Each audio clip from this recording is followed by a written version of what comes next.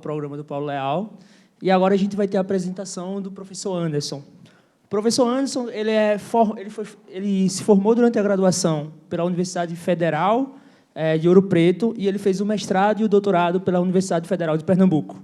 E, atualmente, ele é professor adjunto da Universidade Federal Rural de Pernambuco e também associado ao programa de pós-graduação da mesma universidade. Bom, eu tenho a felicidade de passar a palavra para ele, afinal, ele foi um dos meus professores durante a graduação. Então, com a palavra. Bom, boa tarde a todos e todas, né? Obrigado pelo convite, obrigado à organização, né, pelo convite.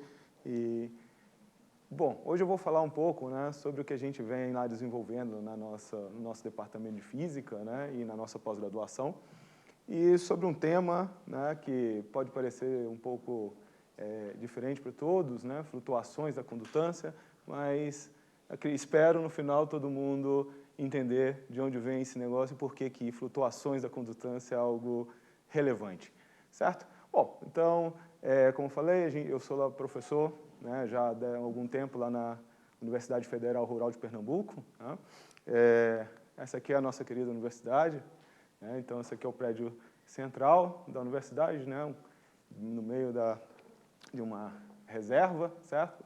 E o nosso prédio de física não dá para aparecer, mas está aqui, tá certo? Fica mais ou menos nesse canto aqui, e aqui é o departamento de física, né? Fica na cidade do Recife, então quem for visitar Recife, queira conhecer a nossa universidade, fica bem lá na região da cidade do Recife. Bom, eu vou falar então sobre os temas que eu tenho trabalhado nos últimos 2 anos, certo? Então, vou falar aqui de multifractalidade nas flutuações da condutância, turbulência e multifractalidade no efeito Hall, na transição, né, do efeito Hall quântico, né? O efeito Hall quântico aí é bem conhecido, mas a gente está interessado aqui na transição, né? Daqui a pouco nós vamos falar com isso. E depois, parece mudar de assunto, mas não é, a gente vai falar sobre flutuações da condutância no efeito Hall de spin. Então, essa minha, que eu pretendo falar um pouco depois das conclusões dos trabalhos, certo? Bom, mas antes de falar, eu queria falar sobre dar uma introdução, relembrar alguns trabalhos fundamentais para a compreensão disso, né? E antigos, bem antigos, tá certo? Mas importantes. Bom, então, só para todo mundo entender, é importante definir o que vem a ser mesoscópico, certo? Então, é um nome que às vezes alguns grupos usam, outros não. Então, o mesoscópico está aqui entre a escala, né, do macroscópico, né? Está aqui uma escala de metros, certo? Lá, né, a gente está na escala atômica. Então, materiais, né, objetos, né, que estão aqui no meio, né, com a escala aqui de poucos nanômetros a algumas centenas de micrômetros, né, nós chamamos de mesoscópico. Ou seja, são materiais compostos por algumas dezenas de átomos a milhares de átomos, certo? Então, isso varia bastante devido à escala. Mas um fato importante é o comprimento desse material, dessa sua amostra, né? Ela, em tese, sempre é menor que o comprimento de coerência de fase, né? Então, esses materiais, eles tendem a ter coerência de fase, consequentemente, efeitos quânticos. Mais importante, interferência. Então, a interferência vai aparecer nesses sistemas e vai causar, né, vários efeitos interessantes, chamados flutuações, né? Ok? Então, dentro disso, nós temos... Desculpa. Vou voltar aqui. Então, nós definimos, dentro da escala mesoscópica, 2 regimes importantes. Difusivo. Regime difusivo, né? Você tem um material qualquer, que chama de um canal, tem uma fonte e um dreno, certo? Então, você aplica aí uma corrente, você vai ter um fluxo. Se o seu material for difusivo, ele vai ser um pouco maior do que o caminho livre médio, né? Caminho livre médio é o caminho que o elétron percorre, né, entre 2 espalhamentos, certo? E esses materiais, em geral, eles têm da ordem aqui de 1 micrômetro, essa ordem ou maior. Bom, abaixo disso, né, você tem os materiais que a gente chama de balísticos, né? Então, eles têm comprimentos, esses materiais, né, essas amostras, eles têm comprimento menor do que o caminho livre médio, certo? Ok? Então, isso é importante. Bom, como tratar isso? Existem diversos modelos, um deles é o formalismo de Landau, tá certo? Ok. Então, como é que Landau vê esse modelo? Você tem aqui uma fonte, né, onde você aplica uma tensão, aqui você tem a sua amostra, 2 canais, e a corrente que passa nesse canal, né, nesse sistema aqui, nesse guia, é A1 mais menos E1 menos, certo? O que vai e o que volta, ok? Nada mais. Então, como é que você tem aqui, né, a energia, o nível, né, então você tem esse aqui numa energia de ferro maior, aqui uma energia de ferro menor, então você aplica, você tem uma corrente, então vai corrente 1 mais e volta corrente 1 menos. Então, a corrente 1 mais é uma constante chamada, né, quanta de condutância, né, certo? E vezes o número de modos propagantes no seu guia, certo? O número de modos propagantes está aqui, ele é proporcional à espessura, né, a largura do seu guia, dividido pelo comprimento de onda. Então, é um número inteiro, certo? Sempre um número inteiro. Vezes aqui a diferença de potencial. O que volta é a mesma quantidade menos, né, a probabilidade de retorno, certo? Então, a transmissão, 1 menos a transmissão, a probabilidade de transmissão. Ok, então você faz essa continha aqui, né, e você chega nessa fórmula, né, onde isso aqui a gente chama de condutância, certo? Então, a condutância, que é um número, né, o quanta de condutância vezes o número inteiro vezes a transmissão, certo? Então, essa aí foi proposto por Landau, né, formalismo Landau de forma simples, né, depois generalizado aqui por várias pessoas, o mais famoso aqui é o Bittiger, né? Bom, então, o que esse resultado parece muito simples, mas ele é muito importante. Isso significa que a condutância ela é quantizada, né? Então, ela aparece em números, né, um quanta vezes o número inteiro, certo?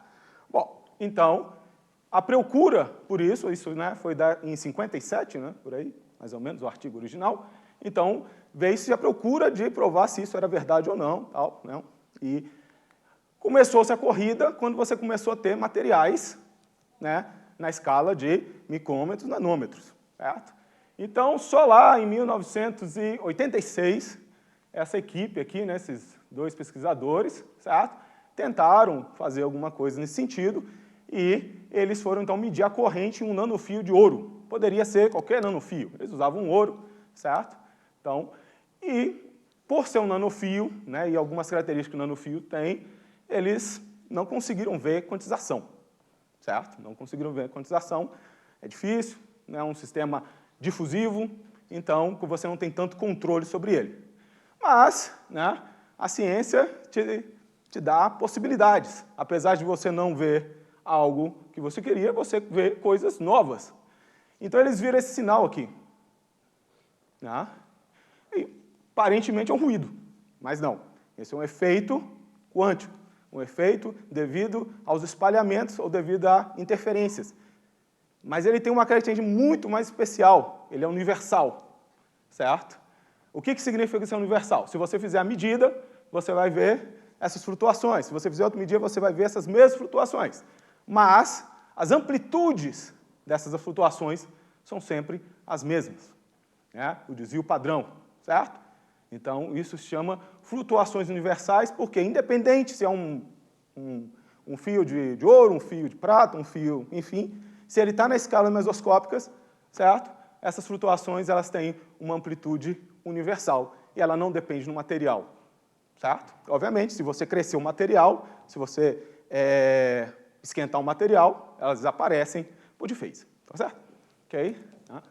Então, esse aí foi o início das flutuações universais, ou das flutuações dos sistemas.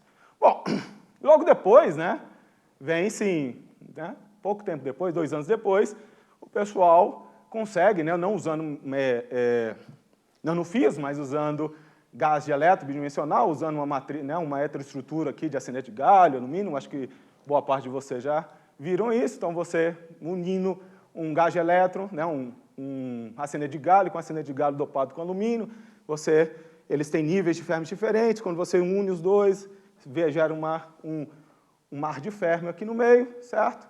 Né? Então, você consegue construir um sistema balístico, e você tem controle sobre esse gate aqui, certo? Um controle muito bom sobre esse gate. Então, você aplica uma corrente num sistema balístico e você tem esse gate aqui, e se você controla e varia esse gate e a condutância, o que aparece a baixas temperaturas são degraus. Então, aqui é a primeira medida experimental da quantização da condutância. Ela foi feita por 2 grupos independentes, um na Inglaterra, outro nos Estados Unidos. Obviamente, o dos grupos dos Estados Unidos acabou ficando mais famoso, mas os experimentos são feitos na mesma época e publicados praticamente no mesmo momento, certo? Essa figura, se eu não me engano, é do artigo europeu.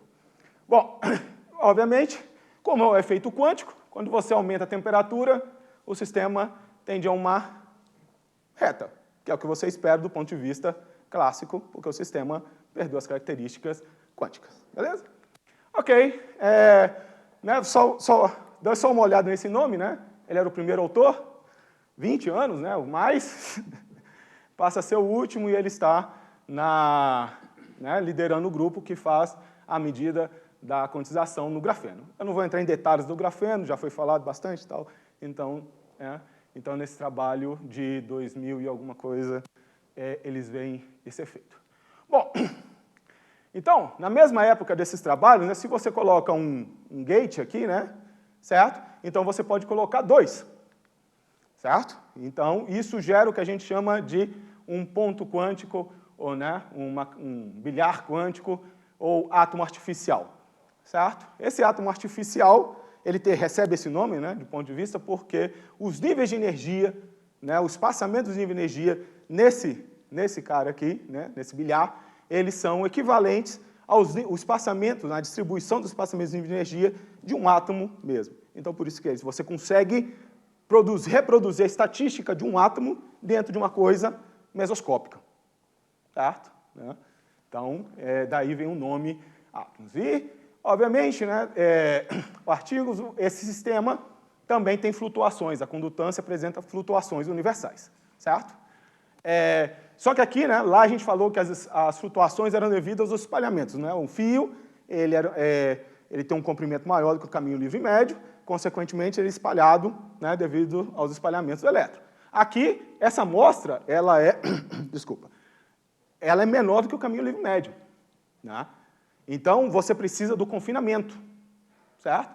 Então, a onda, ao interagir com as bordas do seu ponto quântico, geram efeitos de interferência que, consequentemente, surgem, né, na condutância em forma de flutuações, tá certo? Então, o mecanismo de surgimento é ligeiramente diferente, né, porque um é difusivo e o outro é balístico.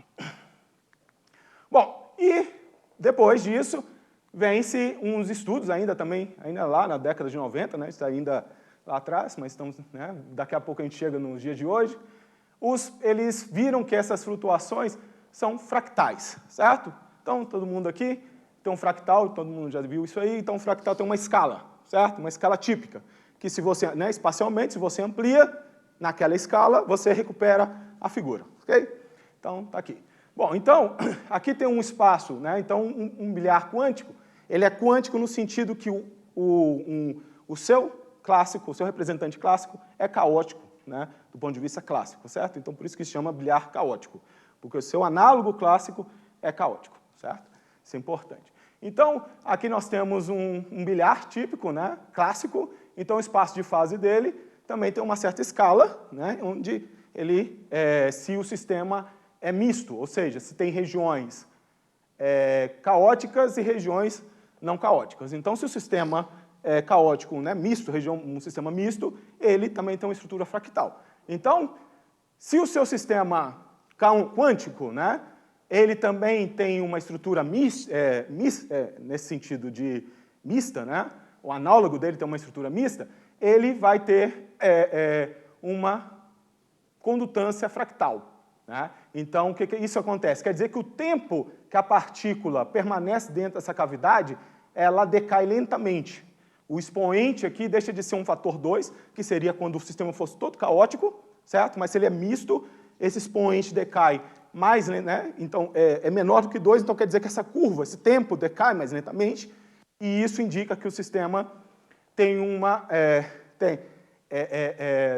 um sistema fractal. Então, ele segue uma escala bem definida, onde esse cara aqui, né, esse gama aqui é o expoente, e esse aqui é a dimensão fractal do sistema, certo? Então, isso é um estudo teórico e, logo depois, isso foi provado, tá certo? A fractalidade em nanofios em bilhares, certo? Isso lá na década de 80, na década de 90. Bom, chegamos no dia de hoje, né? Então, isso aí ficou esquecido. Esquecido. Vocês viram lá, trabalho de 90 e poucos, certo? Então, antes de a gente falar, eu vou falar de forma clara, sucinta, o que vem a ser multifractalidade, tá certo? Então, um fractal está aqui, né? Uma escala, multifractalidade, né? Múltiplas escalas, né? Então, você não tem uma escala, uma única escala no seu sistema, certo? Espacial ou temporal. Bom, então está aqui, né, um sistema, só para todo mundo entender, então você tem aqui o desvio, um desvio que é elevado a Q, né? E esse cara aqui é o expoente de Hurst, certo? Generalizado, ok? Então, você pode ir variando esse Q e esse cara aqui pode ou não depender desse expoente, ok? Se um sistema monofractal ou fractal, como vocês queiram, esse expoente de Hurst não muda. Você pode ver aqui, então esse aqui é um sistema monofractal, esse expoente de Hurst aqui é sempre constante, ele é indiferente ao Q, tá ok? Um sistema fractal, diferentemente, o expoente de Hurst generalizado, certo? Ele depende do Q. Então, a dependência do expoente de Hurst generalizado mostra com que mostra que o sistema tem inúmeras escalas, ok? E isso em multifractal. Bom, então, chegando nos dias de hoje, 2018, um grupo indiano fez uma medida em grafeno, tá certo? Em grafeno, onde eles mediram a condutância, aqui está as flutuações da condutância, e foram estudar a multifractalidade nas flutuações da condutância, próximo do nível, né, de Dirac, certo? Bem próximo, baixas energias, né? Você está ali. Então, eles mostram que o expoente de Hurst generalizado depende daquele parâmetro Q, tá vendo? Aqui ele varia muito com Q, não é uma reta, certo? E aqui você tem o que eles, em multifractalidade, chama de espectro, né, de singularidade, certo? Então, você também, uma outra forma de medir multifractalidade, onde esse espectro ele varia com outro parâmetro alfa, e quanto mais largo for essa diferença, né, o delta alfa aqui, mais multifractal o sistema é, certo? E aí eles aumentam a temperatura. Vejam, eles aumentam a temperatura do sistema. O que acontece com esse delta, né, o delta alfa, né, a diferença do pico menor para o menor? Começa a estreitar. Isso significa que o sistema está perdendo multifractalidade, né? Ou seja, o expoente de Hurst está ficando constante em função de quê? Então, você está aumentando a temperatura, o sistema está perdendo multifractalidade, né? Outra forma de ver é aumentando a energia. Eles mostram que também aumentar a energia do sistema, né? O sistema a baixas energias, aqui, ΔG, né? Do gate, né? A tensão aplicada. Então, é multifractal, né? Multifractal. E quando você aumenta, né? Sai de 0,4 volts para 3,4 volts, o sistema praticamente fica monofractal, certo? Então, duas formas. Bom, aí a pergunta, né? Então, eles tentam justificar isso. Qual a origem dessa multifractalidade? E a origem que eles dão é que o grafeno, né? Por ser um sistema ser muito grande, essa fita de grafeno, micrômetros, certo? Alguns micrômetros, ela tem impurezas que geram localização de Anderson, e essa localização de Anderson seria a causa, então, mais provável, né, dessa multifractalidade, ok? Bom, então, fomos atrás, aí foi o nosso primeiro trabalho, nós fomos atrás de tentar entender um pouco melhor essa multifractalidade, certo? Então, aqui é o Natan, eu fui co-orientador dele, ele foi orientado para o Murilo, né, Antônio Murilo, e então esse aqui foi o trabalho da tese dele, e a gente foi analisar mais em detalhes essa multifractalidade, certo? Bom, então, tá aqui, né? A gente pega um Hamiltoniano, um modelo Tatenbaum bem simples, certo? Aqui o Halpern, né? Todo mundo conhece, e aqui uma desordem típico de Anderson, tá certo? Nada sofisticado. Aí você tem uma fita de grafeno, Armitier, e aí e o campo magnético, né? O campo magnético, ele entra aqui nessa fase, tá certo? Você está aqui a condutância em função do campo do fluxo magnético, né? Opa, desculpa. Função do fluxo magnético. Então, você tem aqui as flutuações para cada número de canais, ou energias, baixas energias e altas energias, tá certo? E, então, nós vamos analisando. Nós analisamos arco de Chern, zigue-zague e rede quadrada. E aí, o que você vê é que, à medida que nós aumentamos a energia, ou aumentamos o número de modos propagantes no sistema, a multifractalidade, né, o expoente de Rush vai variando cada vez menos com o expoente Q. Aqui é P, mas pode ser é o mesmo termo Q lá que eles usaram, certo?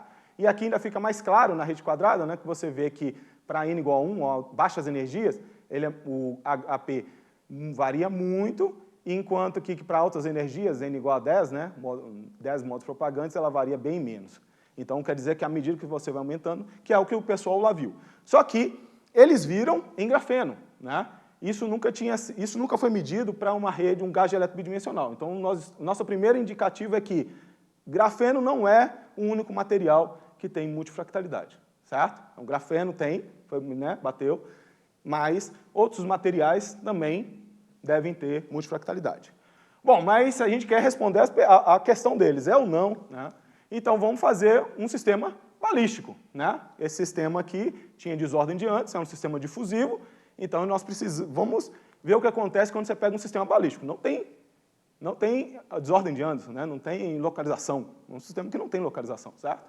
Então, mesma coisa, né? A condutância em função do fluxo magnético, né? Para você gerar as flutuações aqui, certo? E o que você vê é que tanto um bilhar caótico de rede hexagonal ou de rede quadrada, ele também segue, ele é multifractal, né? Ele é multifractal, apresenta multifractalidade e também perde a multifractalidade por aumento da energia, certo? Então, o sistema é multifractal. Então, um sistema balístico é multifractal. Então, se o sistema balístico é multifractal, a gente não pode considerar a desordem de Anderson, né, uma desordem de Anderson como a causa dessa multifractalidade. Então, isso tem que ser revisto. Okay? Bom, então, o que causa a multifractalidade? Bom, nós podemos usar aqui, né, fazer um ΔG aqui, certo? Que são os espaçamentos, né, incrementos da condutância, né, φ mais um ΔΦ, e você pode fazer, então, uma distribuição desse ΔG aqui, certo? Uma distribuição desse ΔG, e o que você tem é que a distribuição desse ΔG são elementos de cauda pesada. Isso indica que o seu sistema tem uma alta correlação, certo? Certo? Então, é um indicativo que isso tem uma alta correlação. Então, outra forma de você saber se correlação é uma coisa importante, você pega a sua série, embaralha ela, certo? Sua série embaralha e faz todo o estudo de multifractalidade. O que acontece se o sistema tiver... Se a correlação que o campo magnético induziu ali for a causa, quando você embaralhar, o sistema deixa de ser multifractal. E aí a gente fez essa análise e mostrou que quando a gente embaralha essa série, o sistema passa a ser monofractal, né? Dá um expoente de Rush constante. Então, a correlação é um fator importante no sistema. É ela que está induzindo, né? A correlação que o campo magnético está induzindo no sistema. E isso pode ser provado exatamente nesses histogramas. Por quê? O histograma do incremento mostra que o sistema tem uma cauda pesada, né? Um pico acentuado, uma cauda pesada, dizendo que correlações são algo importante. Para baixas energias, o azul aqui, né? Baixas energias. Quando você aumenta a energia do sistema, né? O que você vê? Você tende ao quê? Uma gaussiana, certo? Ali não é uma bela gaussiana, mas perde o pico, né? Já está tendendo a uma gaussiana. Ou seja,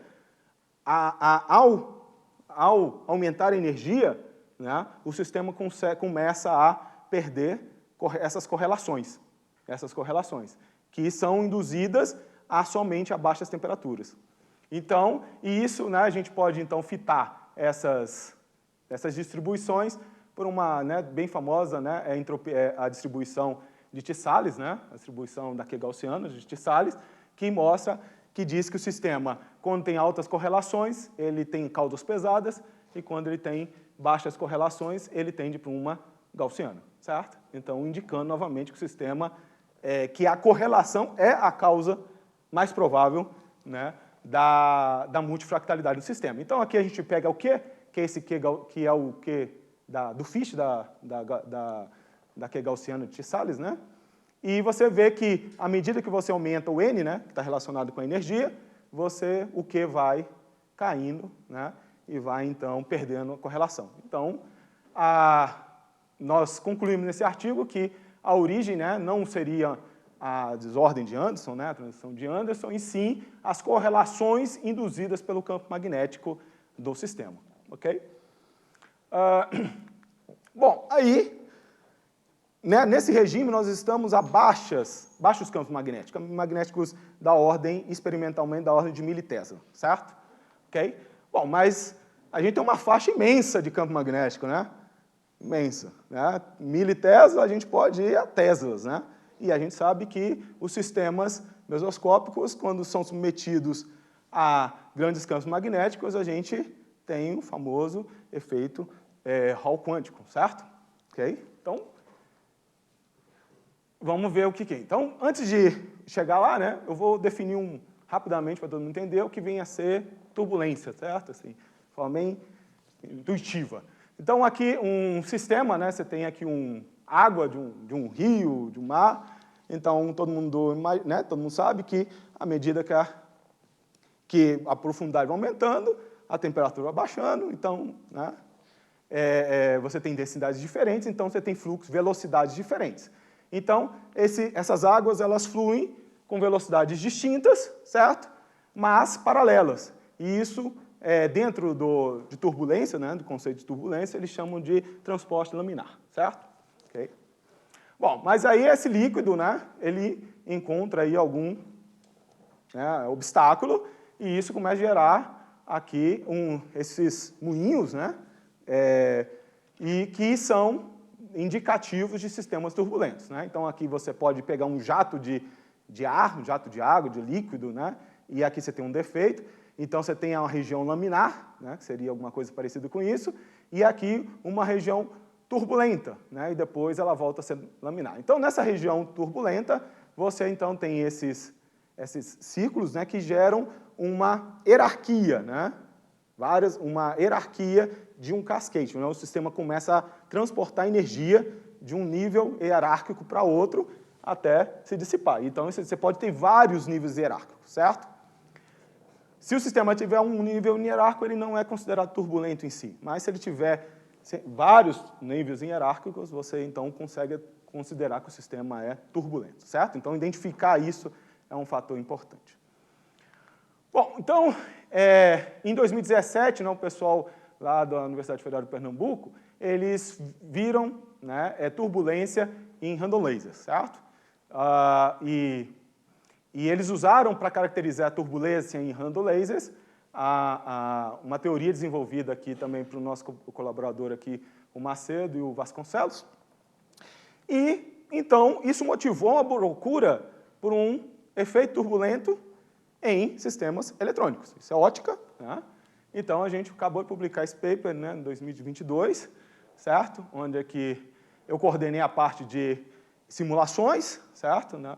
E junto com o meu aluno de mestrado, o Natan, e o professor Giovanni, lá da Universidade do Paraná, e o Antônio Mourinho, da Universidade Federal de Pernambuco, coordenaram a parte de análise de turbulência, certo? E a gente, então, fez esse estudo. Então, o efeito Hall quântico, né, todo mundo entendeu, o efeito Hall quântico já gerou aí, né, um prêmio Nobel, né? Então, você tem níveis, né, abaixo os campos, né, abaixo os campos o sistema flutua, quando você vai para altos campos, você começa a ter a quantização, né? Esses platores aqui podem ser entendidos através dos níveis de Landauer, ou podem ser entendidos também com números topológicos, certo? Okay? Então, o entendimento do efeito Hall quântico, né, os platores, é bem entendido, certo? A gente não está interessado nesses... Nós estamos interessados na transição, certo? E na transição, né, ela não foi vista, né, essas flutuações na transição não foram vistas no artigo original, certo? Então, aqui, esse experimento aqui de 2003, você vê que, se a amostra for cada vez menor, cada vez mais menoscópica, cada vez menor, você começa a ter flutuações, fortes flutuações entre os níveis, né, os platores do efeito Hall quântico. E caracterizar essas flutuações ou essa transição, hoje ainda é um desafio. Então, o que a gente está trazendo é uma nova visão de como abordar essas flutuações, né? Isso não descaracteriza o que já é feito, simplesmente traz uma visão nova do que essas flutuações são, tá certo? Então, como eu falei, né, a gente está interessado aqui na transição do nível 2, do platô 2 para o platô 1, certo? Okay? Então, você tem aqui as flutuações, isso aqui é simulações, né? Então, você tem a barra Hall, certo? Você aplica uma tensão,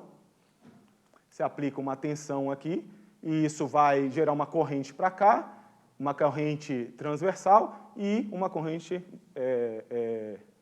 longitudinal e uma corrente transversal, certo? Então, aqui se ampliando, você tem o platô 2 e o platô 1, isso aqui é TXY, né, que é a transmissão aqui de 1 para 3 e 4, e em vermelho aqui, né, a transição, né, a transmissão de 1 para 2, certo? Então, o vermelho está aqui, né, no platô ela é 0 e, quando flutua, ela começa a ter.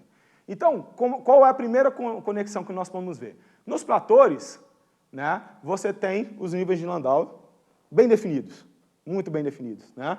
Tá ali os níveis de Landau. Então, isso a gente pode interpretar como um fluxo laminar, certo? Laminar, né, transmissão só ocorrendo, né, todo contínuo. Quando você vai para as flutuações, então, deixa de haver um fluxo laminar e começa a ter um fluxo turbulento, né? Você começa a ter hierarquias, né? Com esses pontos aqui muito altos, né? De alta densidade, baixando para pontos de baixas densidades, mostrando uma possível hierarquia dentro desse sistema. E de onde pode vir isso, né? Já sabia que as funções de onda eram multifractais, né? Nesse regime. Então, a multifractalidade das ondas, das funções de onda, podem estar surgindo, gerando essas estruturas turbulentas, né? Esses padrões. E aí, quando você vai mudando o campo magnético, vai variando, você então retorna, né, para o platô 1, onde o transporte é novamente laminar. Então, você tem uma transição laminar, turbulento, laminar, certo? Bom, então, se o sistema tem turbulência, ele é multifractal, né? Multifractalidade, porque para ter turbulência tem que ter múltiplas escalas, certo? Não necessariamente um sistema turbulento um sistema multifractal é turbulento, mas se é turbulento, ele é multifractal, certo? Uma coisa não leva a outra, mas uma, tá certo? Então, a gente foi analisar a multifractalidade. Então, o expoente de Hurst, né, as cores são as mesmas aqui, tá certo? O vermelho é o TXX e o azul é o TXY. Então, nós percebemos que o sistema o expoente de Hurst varia muito com Q, né, varia bastante com Q, e o F, aqui a função F também tem uma variação significativa, né, o delta alfa aqui, mostrando que o sistema é multifractal.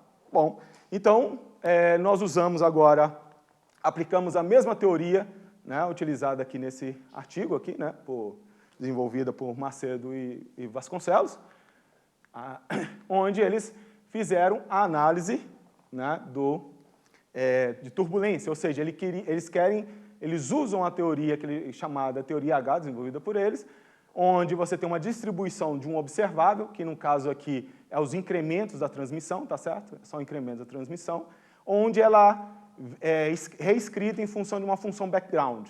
Então, você tem os seus dados, no caso aqui, nossos dados numéricos, que são esses originais, essas distribuições. A partir deles, você consegue reconstruir a função de background, e essa função background, ela traz esse parâmetro. Esse parâmetro é um número hierárquico que o seu sistema tem. Se o número hierárquico for 1, o sistema não é turbulento. Se o número hierárquico for maior do que 1, né, ele tem cascade, né, uma questão importante da turbulência. Então, o fit do background ele é melhor do que bem melhor do que fazer o fit nos dados brutos, né, certo? Então, fazendo um fit aqui, tanto de TXX como TXY, TXY e TXX, nós chegamos à conclusão que o melhor fit é quando você tem um N, né, um número hierárquico igual a 5. Ou seja, se é um número hierárquico a 5, o sistema tem um cascade, uma hierarquia, certo? Onde você tem transmissão de energia, mostrando então que o sistema, além de ser multifractal, ele também é turbulento. Então, o que esse trabalho traz? Ele traz uma nova visão dessas flutuações, né? Ele mostra que essas flutuações no efeito Hall, né, na transição de dois estados topológicos, né, você tem o platô 1 e o platô 2, que são estados topológicos. Então, a transição, né, ela traz um fenômeno diferente, né, que é multifractal e turbulento, né? Então, é o que a gente propõe nesse artigo. Bom, para nossa alegria, logo depois, o mesmo grupo indiano, né, que fez aquela Nature lá na frente que eu falei, eles mediram as flutuações e mostraram que elas são multifractais. Então, esse artigo, né, esse artigo foi publicado semana passada. E ele saiu na sinopse, e aqui, né, a frase, né, falando aqui do trabalho, né, convido todo mundo a ler a sinopse do trabalho. Então, os resultados confirmam as previsões do trabalho 2, que é o nosso trabalho sobre turbulência e multifractalidade. Então, mas ainda tem aberto, né? Eles mostraram a multifractalidade, né, que já foi um efeito. Esse experimento é fantástico, né? Recomendo quem gosta dessa área, ler. É um experimento difícil. Campos magnéticos da ordem de 16 Tesla. Altíssimo, né? Altíssimo. Enfim, mas agora tem um segundo passo, mostrar que o sistema é ou não turbulento. Isso é uma questão ainda em aberto, ok? Bom, feito isso, então, agora eu quero falar de como as flutuações universais também afetam a spintrônica. Tá? E eu vou falar do efeito Hall de spin, né? Saímos do efeito Hall quântico e vamos para o efeito Hall de spin. Bom, o efeito Hall de spin é similar ao efeito Hall, só que a gente está falando de spin. Então, só para todo mundo, né, contextualizar, um grupo, né, acho que são russos, né, fizeram a proposta do efeito em 1971. Ele foi revisto, né, num PRL de 99 e foi medido experimentalmente na capa da Science de 2004. Então, aí a sequência lógica do efeito. Bom, o efeito, para quem não conhece, né, então você tem aqui um gás de elétron, né, gás de elétron bidimensional, CD de galho mesmo, certo?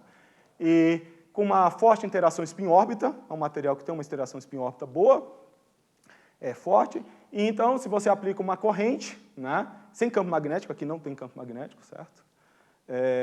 E você, então, pode fazer um desvio, né, a interação spin-órbita causa um desvio nos elétrons com spin down e nos elétrons spin up, mandando um para um lado e o outro para o outro, né, gerando, então, uma corrente pura de spin. Por quê? Aqui você tem uma corrente de carga, porque os dois elétrons estão andando na mesma direção, certo? Aqui você tem uma corrente pura de spin, porque um está andando de um lado e o outro está andando para o outro, certo? Então, quando você soma as duas, né, como uma tem um som ao contrário da outra, dá zero, a corrente de carga é zero, ok? Então, o que causa isso, né, a origem disso é a interação spin-órbita. Né? A interação spin-órbita é uma interação relativística, né? Então, todo elétron, quando está submetido, né, a um campo elétrico, né, e tem uma certa velocidade, ele também sente no seu referencial um campo magnético. Então, esse campo elétrico pode ser escrito em função de um potencial. Né? Isso aí é uma dedução que quem trabalha na área já deve ter visto. Né? Então, o campo magnético pode ser escrito dessa forma e, consequentemente, em função do momento angular, certo? Então a gente pode, né, o hamiltoniano aqui pode ser escrito em função da interação spin, que mostra a interação spin com a órbita do sistema, né? Então daí o nome interação spin-órbita, ok? Então o que isso causa, né? Um sistema, um hamiltoniano simples, né, só com energia cinética, você tem uma dispersão linear. Quando você introduz a interação spin-órbita, então, nesse regime, spintrônica não é importante, né, não se faça spintrônica nesse regime. Quando você coloca a interação spin-órbita, você quebra a degenerescência, né, então você consegue, então, fazer spintrônica a partir desse sistema. Bom, então está aqui, né? Então o que causa isso? Né? Você tem uma densidade, veja, isso aqui é importante entender, né? Você tem uma densidade de spin up de um lado e uma densidade de spin up do outro, ou seja, os spins up, né, eram igual ao do spin down, aí o número de spin down diminui e o número de spin up aumenta sem que o número de elétrons aumente. Então, o que está aumentando é só a densidade do outro, mas o número permanece constante, né? E do lado de lá acontece o contrário, né? Então, você só tem uma variação na densidade e gerando, então, o acúmulo, né, de spin nas bordas do sistema, certo? E isso devido à interação spin-órbita. Bom, então, houve uma sequência de artigos, né, 2006, 2007, 2008, e só em 2016, aí foi a nossa colaboração nessa área, falando sobre flutuações da condutância, certo? Então, mostrando que as flutuações da condutância no efeito spin-Hall são universais. Ok? Então, tem uma sequência de papers aqui, eu não vou entrar em detalhes de todos eles, certo? Mas vai lá da flutuação, depois passa para o efeito flutuações do efeito spin-Hall quantizado e a nossa contribuição aqui dentro desse sistema. Bom, mas o que todos, né, de resumo, né, qual o resultado importante disso?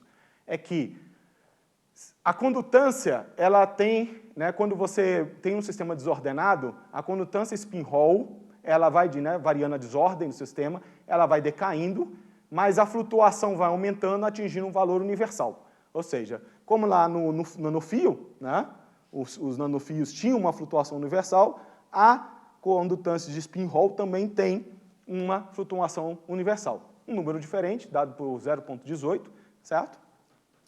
E isso foi mostrado tanto numericamente quanto analiticamente. Bom, mas esse número é muito teórico, né? Você não consegue medir isso, né? Porque a corrente de spin não é medido diretamente, é tudo indireto. Então você não consegue fazer sua série e ir lá fazer o cálculo do desvio padrão para saber se isso é verdade ou não. Então, isso passou a ser meramente um trabalho teórico. Bom, mas a gente não é, né, físico, é aquele cara que tenta, né? Como é que a gente consegue, né, conectar esse número puramente teórico com algo prático? Bom, algo importante na spintrônica e mensurável, né, é o efeito spin-Hall, o ângulo spin-Hall, certo? O ângulo spin-Hall, ele mede a eficiência, né, a eficiência da conversão de carga em corrente de carga em corrente de spin. Então, os experimentais medem isso muito bem. Okay? Né? Eu não sou experimental, então não vou entrar nesses detalhes, só sei que eles medem isso muito bem. Então, está aqui um experimento, né, bem conhecido, 2016, um trabalho super citado. Né? Então, o ângulo spin-Hall em função da condutividade, né, da condutividade aqui, certo? Então, isso aqui são dados experimentais, e eles fizeram esse fit aqui, certo? Essa linha preta é meramente um fit. Tá? Então, está aqui o ângulo spin-Hall em porcentagem em função da condutividade. Bom, e aqui também, né, em grafeno, você consegue medir bem esse ângulo spin-Hall. Bom, então, a gente publicou um artigo fazendo essa conexão, né, em 2020. Né, esses aqui são todos os meus ex-alunos lá da universidade que participaram das simulações e dos cálculos. Bom, então, vou tentar aqui dar uma explicação bem rápida de como é o cálculo. Né? Bom, a definição de corrente, do ângulo spin-Hall é corrente de spin dividido pela corrente de carga. Pronto, eficiência. Né? Se você usar o teorema de limite central, você consegue fazer uma expansão nisso daí. Né? Você está supondo que você tem alto, né? Você pega um ensemble grande, né? Pega o limite central e faz uma aproximação e uma média, né? E pode aproximar esse resultado desse daqui, certo? Bom, é sabido que a média da corrente de spin, ela vai ser zero. Porque quando você produz uma amostra, você pode ter essa configuração, ou você pode ter essa configuração. Você não tem como controlar se o spin up vai para a direita ou o spin down vai para a esquerda. Ele pode ser o contrário, certo?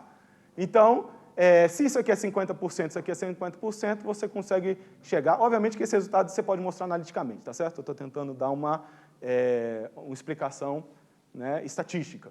Que isso é razoável porque você não controla na hora de fabricar sua amostra qual é a ordem, né, que isso aqui vai acontecer. Conclusão, o ângulo spin Hall é 0. Mas isso não é, o cara mediu, você acabei de mostrar aqui que o pessoal mediu o ângulo spin Hall, então ele não é 0. Mas então a gente pode analisar as flutuações, porque a corrente lá a gente não viu que a condutância tem uma flutuação. Se a condutância tem uma flutuação e a condutância está ligada à corrente, então o ângulo está ligado à corrente, então todo mundo tem que flutuar. Então vamos analisar a flutuação desse cara aqui. Bom, então, né, desvio padrão, definição tradicional, certo? Nada demais. Bom, aí fazendo um pouquinho de conta, né, não vou entrar nesses detalhes, né, você usando o mesmo princípio lá dessa expansão aqui, certo? Aí fica um pouquinho mais complicado, mas não importa. Você consegue mostrar que o desvio padrão ele é proporcional à raiz quadrada do desvio padrão do ângulo spin Hall, é proporcional à flutuação da corrente de spin dividido pela média da corrente. A média da corrente. Então, a flutuação, como a gente viu, é esse valor, né? Raiz quadrada de 1 sobre 32 dá 0,18, tá certo? A raiz quadrada, né? Essa aqui é a variância, assim dizer. E a corrente de carga é um resultado de livro-texto, né? Quem já trabalha com isso, você vê isso nos livros tradicionais de transporte eletrônico, revisões, que a corrente de carga no nanofio, certo? Ela é proporcional aqui ao número de módulos propagantes, L é o comprimento da amostra, e esse aqui é o caminho livre médio, certo? Então, substituindo isso aí, você chega a essa relação. Olha o 0,18 aparecendo aqui. Tá? Como você está vendo? Ok? E se a amostra for muito grande, ou seja, você vai para o regime difusivo, né? Então esse termo aqui pode ser, esse 1 vai ser desprezado, não é isso? E você consegue reescrever esse cara aqui dessa forma. O ângulo spin Hall, ou melhor, o máximo ângulo spin Hall, né? Porque esse aqui é o desvio padrão, certo? Esse aqui é o desvio padrão, então ele tem um máximo, certo? Então o valor máximo do desvio padrão, que seria esse cara aqui, desvio máximo do desvio padrão do ângulo de spin, vezes a condutividade, né, escrito dessa forma, é igual a um número universal. Ou seja, o ângulo spin Hall não é universal. A condutividade não é universal. Mas o produto entre os dois é universal. Certo? Essa é a ideia. E aí a gente consegue conectar, né, aquele número que não era possível, era teórico, com uma grandeza experimental, que é o ângulo spin Hall e a condutividade. Então, aí a gente faz algumas simulações, né, para mostrar que o resultado era razoável. Então, aqui a gente mostra que o desvio padrão em função da desordem não é universal, ele vai crescendo em função da interação spin-órbita, e ele vai caindo em função da energia, né? Quanto maior a energia, menor é o desvio padrão, né? Ele decai com a energia, ou seja, decai com o número de canais, certo? E aí você pode pegar o máximo de cada pontinho desse aqui, o máximo de cada curva, e construir essa curva.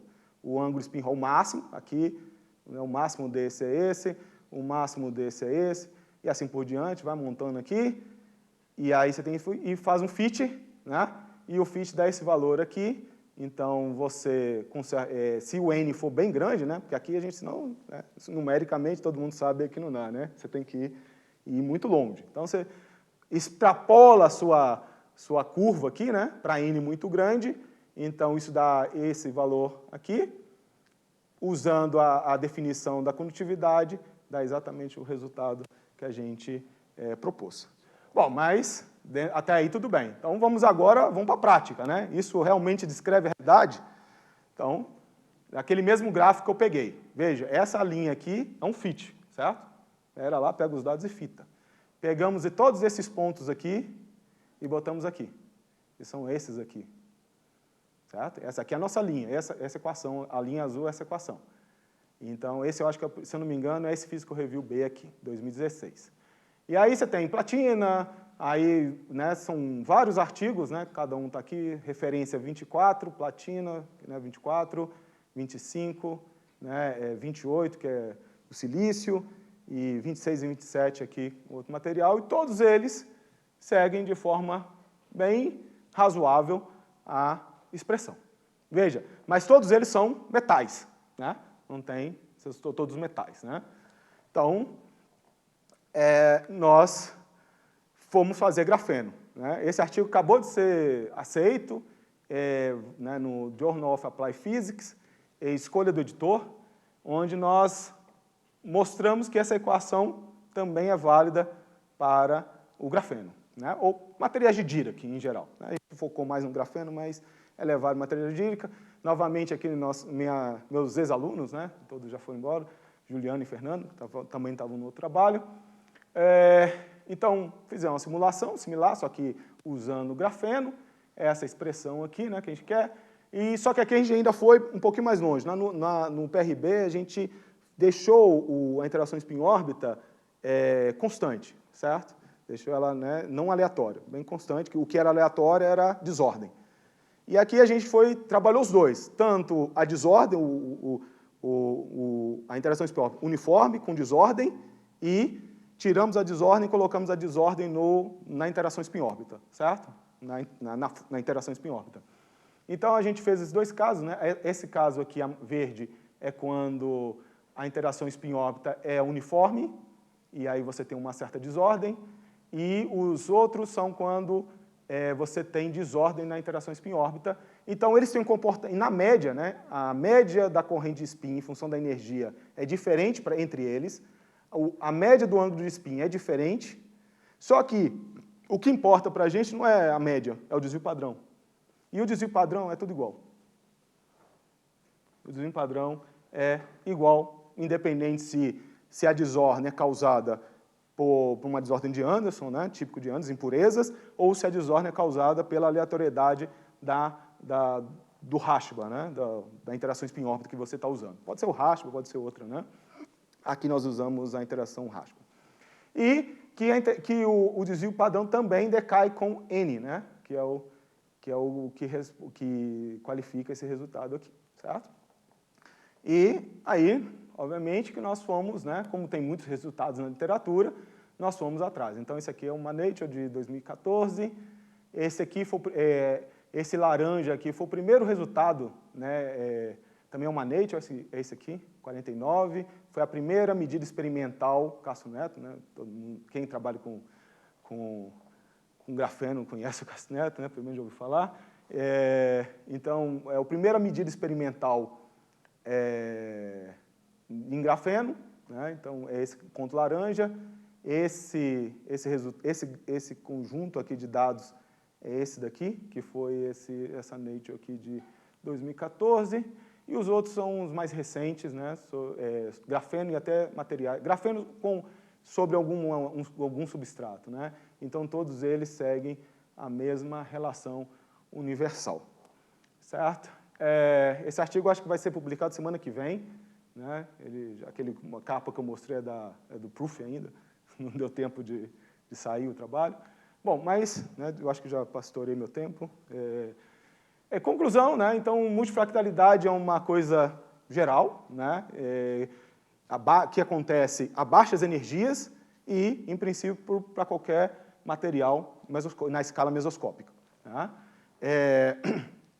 Flutuações do efeito Hall, né, na transição Hall, né, Hall quântica, são multifractais e têm características turbulências, né, que a gente chama de like turbulence, né, like turbulence, porque não é exato, né, você não pode dizer que isso é uma turbulência do ponto de vista de fluidos, não é isso, né? Então, eu sempre tomo muito cuidado quando a gente fala desses nomes. Então, é uma coisa similar à turbulência, certo?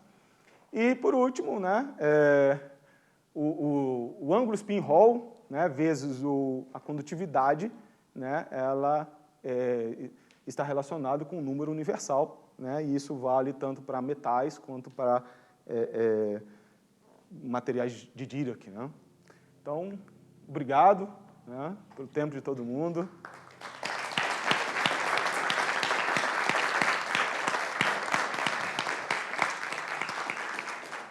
Bom, muito obrigado pela palestra, professor. E eu quero saber agora, alguém tem dúvida, alguma pergunta?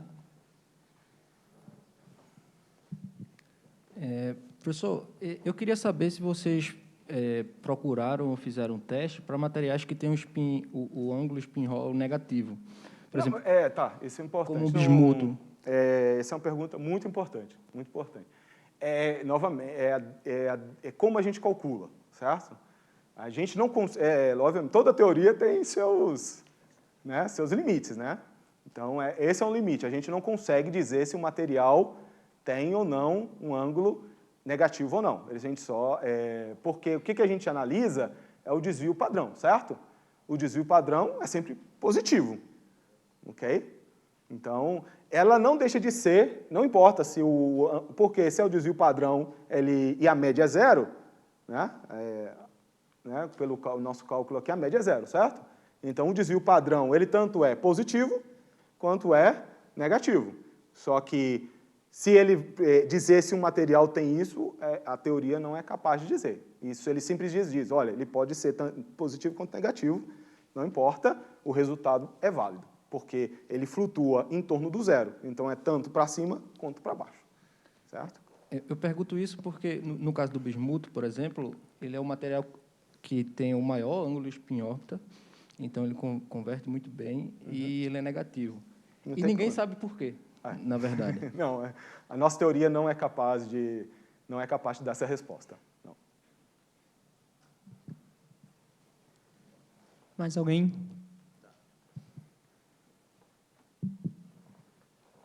Eu acho que eu fiquei confuso. O ângulo de spin-Hall, ele deu zero, né? A média. A média. A média. Você falou que isso é uma contradição? Algo? Não. É simplesmente pelo fato da corrente ser, a média da corrente também ser zero, né? Quando você houve uma grande discussão nisso, né? Porque as médias, né, de uma corrente de um sistema, uma certa desordem, ela seria zero, né? Exatamente porque a corrente ela pode adquirir valores positivos ou negativos no sentido, né? Ela pode ser. Por que ela pode ser positiva e negativa? Tá. Se ela estiver nessa direção, ela tem um sinal, certo? Se ela estiver nessa direção, ela tem outro sinal. Então é só uma questão de direção, né? Então, se faz spin para um lado, spin para o outro, um sinal, se vai para um outro. Então, isso gera possibilidade de ela ser positiva e negativa. Se todas elas são igualmente prováveis, né, eu não parti do suposto do teorema central do limite, então, com uma média zero, né?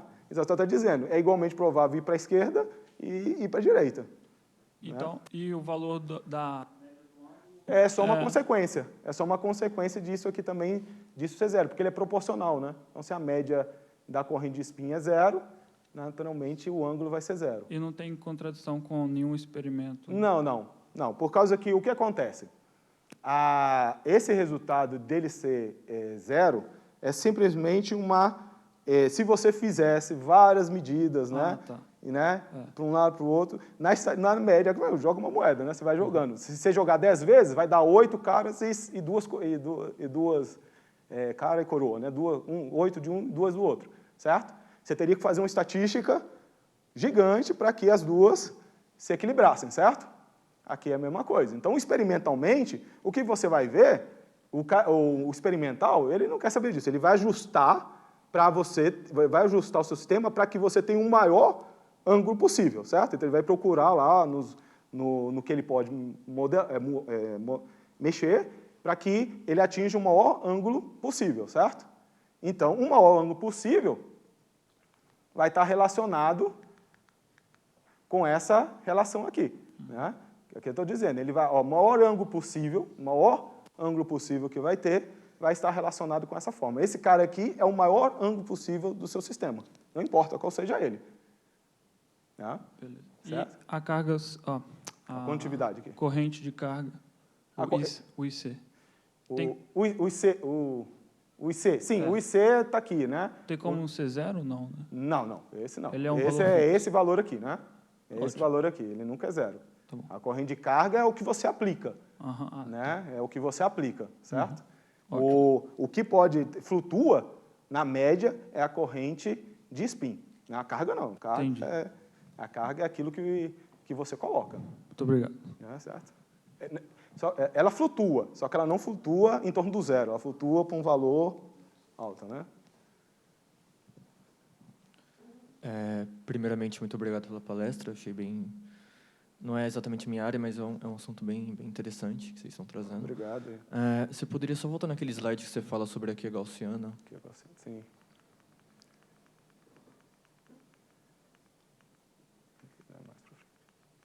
Aqui. Certo. A Q gaussiana, no caso, a álgebra de Salles, é um tipo de álgebra generalizada. Isso. Eu queria que você falasse um pouco mais sobre o motivo pelo qual você escolheu exatamente essa álgebra. Certo, né? Por que a gente podia ter escolhido outras, né? A Salles é porque ela tem a ideia, né, apesar da dedução, de onde ela vem, mas o que ela traz de importante é que ela captura de sistemas que têm cauda pesada, certo? Então, sistemas que têm cauda pesada, né, que seria um pico, né, e essas caudas largas, né, não gaussianas, então ela é uma boa forma de você caracterizar, certo? Através do parâmetro Q. Então, esse parâmetro Q não tem definição, tá certo? É algo, né, ele varia de 3 até 1 e sem interpretação. Isso é crítica, né, que as pessoas fazem. Mas ele é um número forte, robusto, que te dá uma informação, apesar de você não conseguir fisicamente, né, pelo menos até onde eu sei, não consegue fisicamente interpretá-lo, certo? Então, é por isso que a gente escolheu, porque se você vai estudar caudas pesadas, é uma boa distribuição. E, nesse caso, ele fitou bem os nossos dados. Né? A gente testou várias, e essa foi a que melhor caracterizou o nosso sistema. Então, nós usamos o parâmetro Q, certo? Que é um parâmetro, um número de Fichte, e combinamos. A única coisa que eu posso dizer é Qs altos, um sistema de caudas pesadas, que caudas pesadas está relacionado a sistemas correlacionados, certo? E Q pequeno, você está atendendo a um sistema gaussiano, né, próximo de 1, e que é um sistema descorrelacionado, ok? Ótimo, tá certo, obrigado. Primeiramente, obrigado. Eu só queria entender, em primeiro lugar, você explicou a multifractalidade a partir da variação no expoente de Hurst, né? Isso. Que ele não ficava constante, por isso não tinha... Era multifractal, né? Sim. Se ele varia, né? Se ele varia em função, né? Aqui, né? O expoente Hurst, se o sistema é multifractal, né? Ele varia com o seu parâmetro aqui, né? Eu acho melhor voltar lá no início. Cadê? Aqui, né? Ali também, né? O expoente Hurst aqui está bem claro, né? Então, esse Q é o parâmetro e aqui é o expoente Hurst generalizado, né? Uhum. Então, ele varia com esse Q. Então, se você troca esse Q, né, é uma lei de potência. Você tem Sim. que pegar o sistema, botar um Q, calcular qual que é o seu cumulante, né? Você calcula o seu cumulante, pega a lei de potência que ele vê e calcula o Q. Então, você tem que fazer isso para vários Qs, né? Certo? Sim. E daí você explica essa multifractalidade a partir dessa ideia de correlação, né? Isso, a origem, né, o que está causando a multifractalidade, né, o que causa a multifractalidade, o que está levando a multifractalidade, são as correlações, né? Uhum. Né, porque... Tá aqui.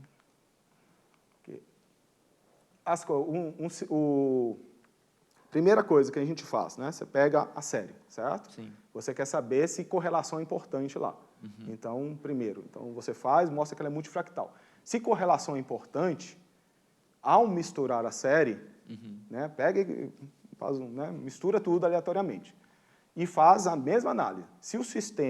Se a correlação entre os pontos, a ordem que os pontos estão é importante, ele vai perder a multifractalidade. E isso acontece. Né? Não postei aqui, mas perde. Fica monofractal. Então, a ordem com que os pontos da série estão ordenados é algo importante para o sistema. Então, e isso, no nosso problema, é induzido por campo magnético, porque a gente não está variando o campo magnético. Né? Então, aí a minha dúvida vem agora, porque se você explica a multifractalidade, que é uma estrutura uma estrutura complexa, e a partir dessa ideia de correlação, sendo que correlação necessariamente implica numa entropia de informação menor, devido a uma menor diversidade de microestados da sua série temporal. Porque essa entropia está associada com essa diversidade, por isso que a correlação ela diminui a diversidade de microestados que você tem numa série. Aí eu fico pensando, como é que uma estrutura complexa poderia surgir, ser explicada a partir dessa diminuição de diversidade, sabe? O que você tem, o que você está dizendo é que o sistema tem múltiplas escalas. Né? O que você está calculando é múltiplas escalas do sistema. Seu sistema ele não pode ser caracterizado por uma única escala de comprimento. Né? Então, a correlação induz múltiplas escalas. É isso que a gente está dizendo. Né? Seu sistema tem múltiplas escalas e quem introduz essas múltiplas escalas é a variação do campo magnético. Se você, mas ela pode ser perdida a partir que se você aumenta a energia do sistema. Então tem uma competição, certo? O que acontece, por exemplo, se você for uma forma mais intuitiva, é quando você vai fazer cálculos de trajetórias, certo? Então quem está acostumado aí com cálculo de trajetórias, então quando você fazer cálculo de trajetórias num bilhar, certo? Então, quando você está abaixo das temperaturas, você tem vários cruzamentos dessas trajetórias, certo? Enquanto você aumenta a energia, os números seriam os infinitos diagramas que você vai ter. Você vai ter infinitos diagramas para conseguir calcular a sua média. Né? Então, e as trajetórias elas vão se cruzando lá, formando as múltiplas interferências do sistema. Quanto mais baixas energias, você vai ter infinitos cruzamentos, por isso você tem infinitos diagramas. Você tem que saber somar todos, os infinitos diagramas, certo? Então, isso é altamente correlacionado, certo?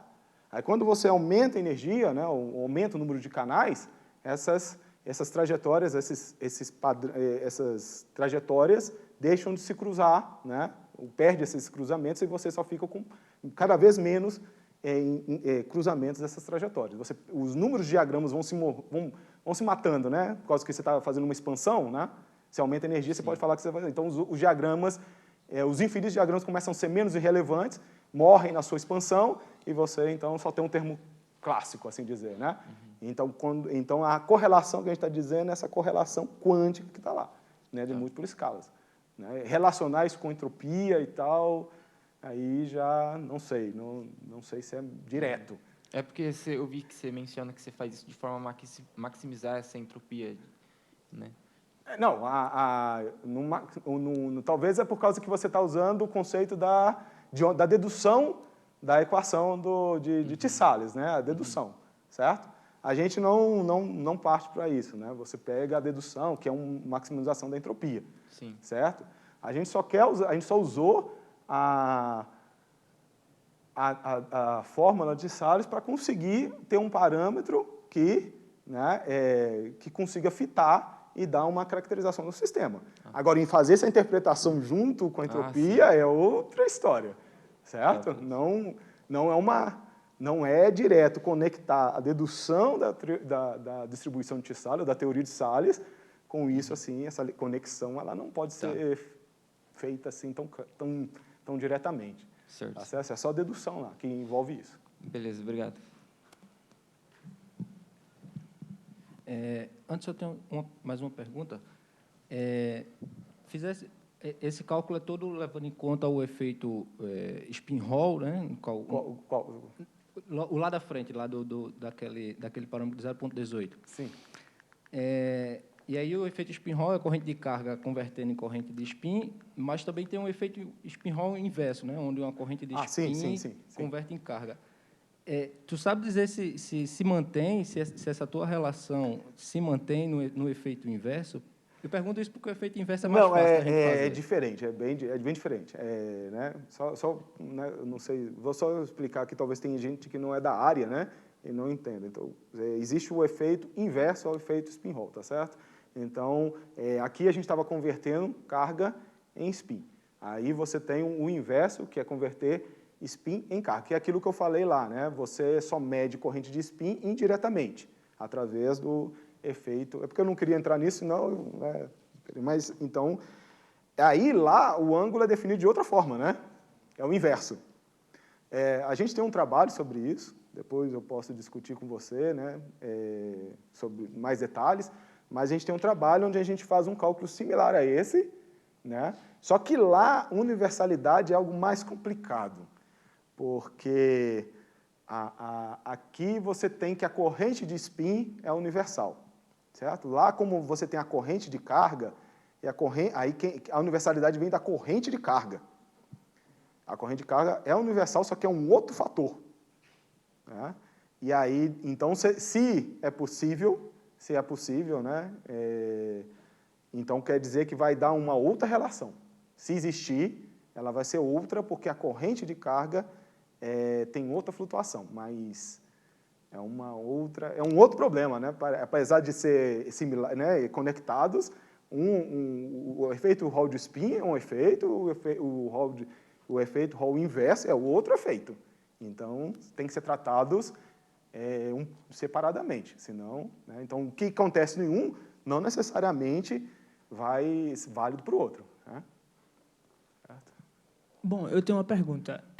Quando o senhor fala da correlação, o senhor fala justamente dessa estrutura multifractal devido à correlação induzida pelo campo magnético. Isso. Só que a minha dúvida também eu acredito que exista correlação sem ser devido ao campo magnético nesse tipo de sistema quando a estrutura é caótica. Então, sim, não, você tem... Mas é porque, veja, o que causa, né, o que causa o efeito deixa eu botar aqui, né, por exemplo, aqui, no efeito Hall de spin, né? Aqui no efeito Hall, né? O efeito Hall, ele é devido ao campo magnético, certo? Né? Não quer dizer que ele não tenha outros efeitos, né, que podem causar, né? Apesar que o efeito Hall, por exemplo, a distribuição de impureza, né, porque nos platores a desordem não importa, né? Os platores, eles são números, né, topológicos, então se dane aí a desordem, né, né, bem bonitinho, pode colocar a desordem que você quiser, mas quando você vai para cá, né, essas flutuações vão depender, né? Como esse negócio aí mexe, se você mexer na desordem, vai mexer nela, certo? Isso aí com certeza. A gente usou um valor, X. Se a gente mudar o valor, muda. Se mexer o valor, muda de novo. Mas o que importa é que, independente disso, elas aparecem na presença de campo magnético, certo? Então, o que é mais relevante aí, na verdade, é o campo magnético, né? Porque é o que você está controlando.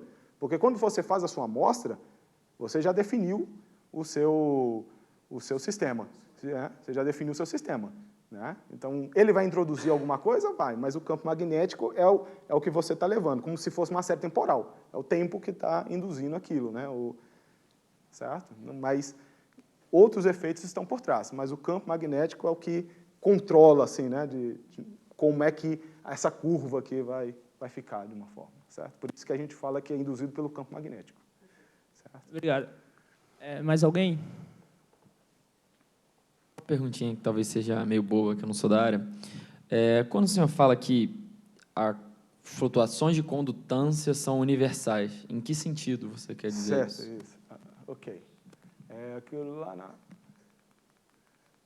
está lá no... né? Esse caso aqui.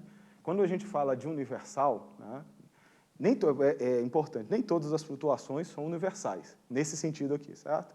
A flutuação, aquelas flutuações do efeito Hall, eu não comentei, mas elas não são universais, certo? Elas flutuam, são mesoscópicas, são devido à interferência, mas elas não são universais, certo? Universal é quando... né, ela não depende do material, e ela tem um desvio padrão né? O formato, né, duas amostras do mesmo material vão ter flutuações, padrões de flutuações diferentes, mas amplitudes sempre iguais, certo? Então, a amplitude experimental deu 0,3 e a teórica é 0,26. Então, qualquer material que você botar lá, né, difusivo, que esse aqui é válido para o difusivo, certo? Vai dar essa amplitude. Isso é universal, né? Mas nem toda flutuação mesoscópica é universal, como aquela aqui do efeito Hall, da transição do efeito Hall quântico. Entendi. Obrigado. Mais alguém? Então, vamos agradecer o palestrante mais uma vez.